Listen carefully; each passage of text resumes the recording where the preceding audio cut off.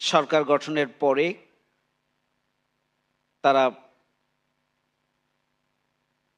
জুলাই গণঅভ্যুত্থানের যে আকাঙ্ক্ষা তাকে বাস্তবায়নের জন্য যে গণভোটের গণরায় সেটিকে তারা বাস্তবায়ন না করার সিদ্ধান্ত নিয়েছে।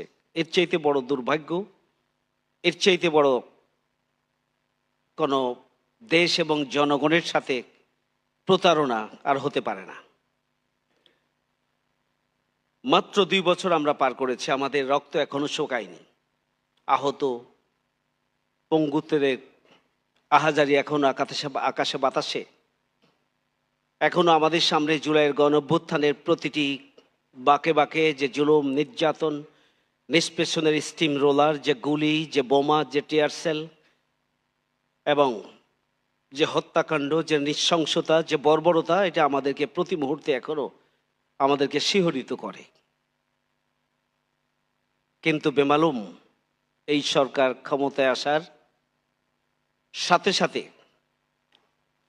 জনগণের এই রক্তক্ষয়ী যে আত্মত্যাগ এবং কোরবানি, সেই কোরবানিকে ভুলে গিয়ে তারা গণভোটের গণরায়কে বাস্তবায়ন না করার সিদ্ধান্ত নিয়েছে। যদিও এটি, আমি বারবারই বলে থাকি যে বিএনপির রাজনৈতিক ইতিহাসের সবচেয়ে বড় ভুল এটি, এবং এই ভুল সিদ্ধান্তের খেসারত বিএনপিকে আজ হোক কাল হোক দিতে হবে।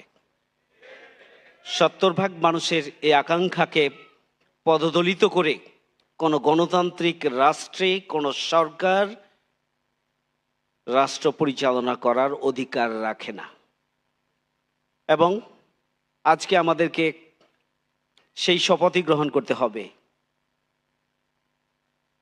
জুলাইয়ের গণ আকাঙ্ক্ষা বাস্তবায়নে গণভোটের গণরায়কে বাস্তবায়ন নিশ্চিত করতে হবে। আমাদের আমিরে জামাত বিরোধী দলের নেতা তিনি সংসদে বলেছেন, আমরা ভালো কাজে সহযোগী, যদি ভুল করেন আমরা আপনাদের বিরোধিতা করব, যদি আমাদের কথা না শোনেন আমরা সংসদের ভিতরে ভূমিকা রাখব, আমরা বাইরে আন্দোলন করব, সংগ্রাম করব।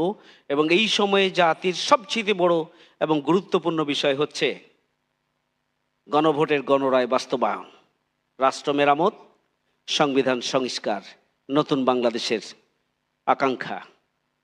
এই রোড ম্যাপের বাইরে জুলাই গণঅভ্যুত্থানের যতই আলোচনা সভা, যতই তাৎপর্য এবং পুরস্কার বিতরণী হোক, আর আমরা শহীদদের মর্যাদার জন্য আয়োজন হোক, আমরা যাই করি না কেন, সেটি কোনোভাবেই জুলাইয়ের চেতনাকে ধারণ করা